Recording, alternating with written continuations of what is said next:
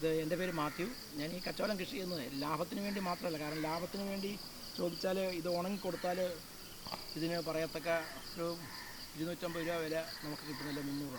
നമുക്കതിൽ കൂടുതൽ man power മുടക്ക് വരുന്ന ഒരു കൃഷിയാണ് കച്ചോലം. കാരണം ഇത് വിത്ത്, അത് കഴിഞ്ഞ് നടുക, നടുന്നതിൻ്റെ ഇടയിളക്ക്, അതിൻ്റെ വളം ചേർത്ത് കളപറിച്ചൽ, അതിനുശേഷം പറിക്കുക എന്ന്, അത് കഴിഞ്ഞ് ഇത് ഒരുക്കി അരിഞ്ഞ് ഉണങ്ങി കട ചെല്ലുമ്പോഴത്തേക്കും നമുക്ക് മുടക്കിനനുസരിച്ചുള്ള വില കിട്ടാത്തൊരു സാധനമാണ് കച്ചോലം. പക്ഷേ ഏറ്റവും വളരെ വിലപിടിപ്പുള്ള മെഡിസിനാണ് കച്ചോലം. ഏത് വീട്ടിലും ഒരു ചുവടെങ്കിലും പിടിപ്പിച്ചിരിക്കേണ്ടതാണ്. കച്ചോലത്തിൻ്റെ പ്രത്യേകത വിരയുള്ള ആർക്കും, കുഞ്ഞുകുട്ടികൾക്ക് പ്രത്യേകിച്ച്, ശകലമൊന്ന് മണപ്പിച്ചാൽ പോലും പിറ്റേ ദിവസം വിര മലത്തിൽ കൂടി പോകും.